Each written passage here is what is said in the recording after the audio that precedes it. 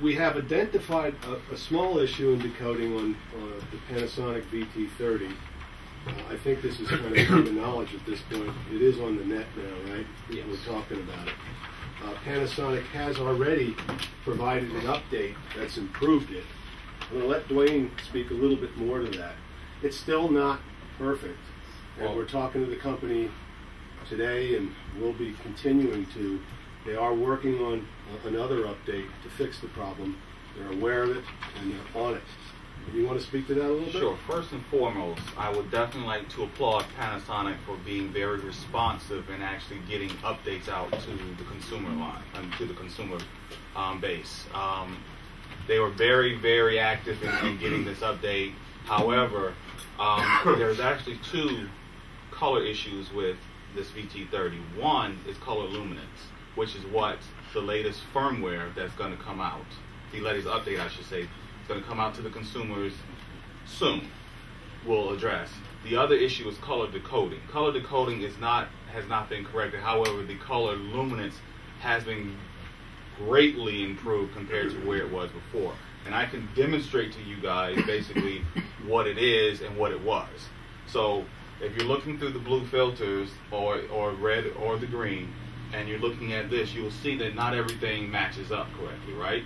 Well, that's the color decoding. However, with the color luminance, it will be the brightness area. So if I put this panel just in general beforehand and put it in custom mode and increase, this is basically how it pretty much looked post-calibration in custom mode and in the ISF modes before the update was applied. This panel actually has the update applied for the color luminance. So looking at that, just look at these colors right here. That's how it used to look post-calibration. This is how it looks now after calibration. You see the brightness of those colors went down. So what this translates into is, in regular content, skin tones. Instead of looking natural and having a natural tone to it, it looked like everyone's from Jersey Shore. It was just too oversaturated. Other colors were oversaturated also.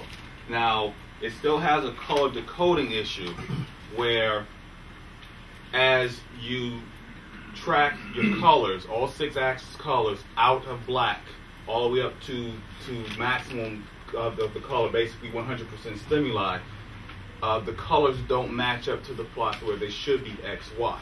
So, for instance, cyan, which is another problem, it's another display also, but cyan and blue on this one in particular, it doesn't track 100% where it should plot X, Y as you go from 0% stimuli all the way up to 100. It does it pretty well, I would say 60 to 100, but when you start dealing in the 30, the 20 to 40 to 50 area, it starts to get skewed. So what that will translate to into regular content is, like for instance, last night we were watching Channel 12 News. The lady who was doing the forecast had on a purple dress. On this panel, it was blue. It was blue on this one and too. It was blue on the actual sharp also. That's where that problem comes into play.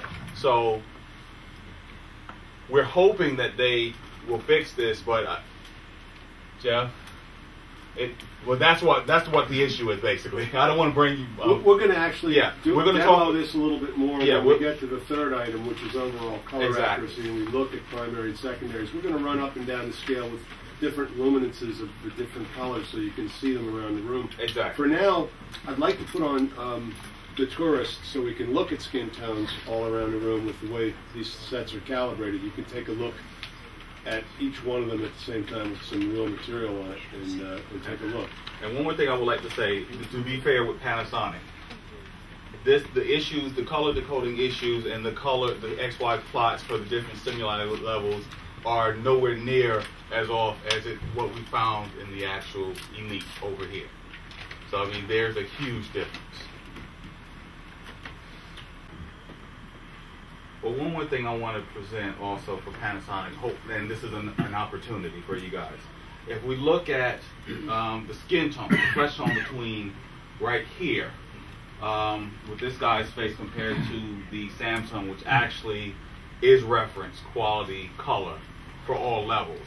You can see that his skin tone is a little more reddish, a little more tannish compared to that one. This is post calibration with the new update for the color luminance.